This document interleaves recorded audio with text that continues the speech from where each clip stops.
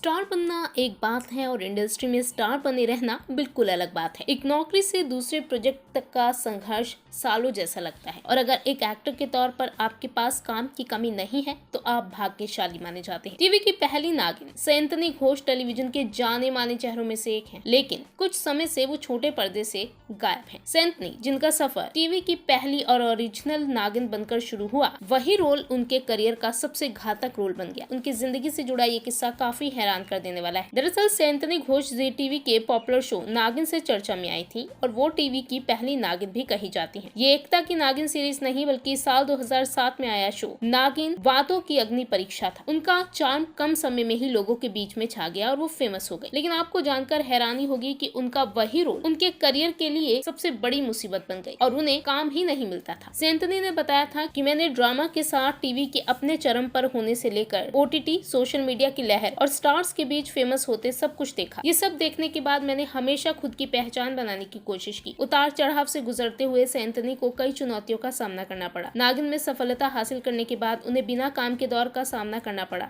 इस फेज पर बात करते हुए उन्होंने बताया, मेरे संघर्ष की कहानी मेरा पहला ब्रेक हासिल करने और नागिन के साथ एक सफल फैन बेस बनाने के बारे में नहीं है। उन्हें उस रोल को करने के बाद अलग तरह के रोल ही ऑफर नहीं हो रहे थे। एक्ट्रेस ने भयानक वित्तीय संकट से गुजरने के बारे में बात की और कहा, 1.5 साल तक जब मुझे पूरी तरह से काम नहीं मिला तो मेरा असली संघर्ष शुरू हुआ। मैं एक लड़की थी जो कोलकाता से आई थी और जब 24 साल की हुई तो मुझे नागिन मिला। अब हम देखते हैं कि सोशल मीडिया की शुरुआत के कारण हर कोई सब कुछ कर सकता है। कुल मिलाकर इंडस्ट्री ने मुझ पर ध्यान दिया कि बंगाल से एक लड़की आई है और 2 साल में मैं ऊंचाई पर थी। मेरे पास अपनी गाड़ी थी, अपना घर था और 3 घर थे। सीधे शब्दों में कहें तो 1.5 साल के अंदर मुझे एक किराए के अपार्टमेंट पर जाना पड़ा क्योंकि वो बुरा समय था जो मैंने देखा। सब कुछ बेचना पड़ गया क्योंकि नागिन दुर्भाग्य से बंद हो गया। तब इंडस्ट्री अब की तुलना में काफी अलग थी। तब अगर आपने एक शो किया है तो वो कहते थे कि हम अभी आपको दूसरे कैरेक्टर में कल्पना नहीं कर सकते, इसीलिए शो के बीच में डाउन टाइम था। हालांकि वक्त बीता और सैंतनी को और शोज मिले। सैंतनी ने फिर बनूं मैं तेरी दुल्हन, गीत, नामकरण, संजीवनी, नागिन 4 जैसे कई शोज किए। बता दें कि सैंतनी घोष ने 5 दिसंबर 2021 को अनुग्रह तिवारी से शादी की। लगभग 8-9 साल तक एक दूसरे के साथ रिश्ते में रहने के बाद उन्होंने अपने जीवन के अगले चरण में कदम रखा और शादी कर ली। तब से सैंतनी और अनुग्रह सोशल मीडिया पर छाए रहते हैं। वो अक्सर रोमांटिक फोटोज के साथ साथ कई तस्वीरें शेयर करते हैं।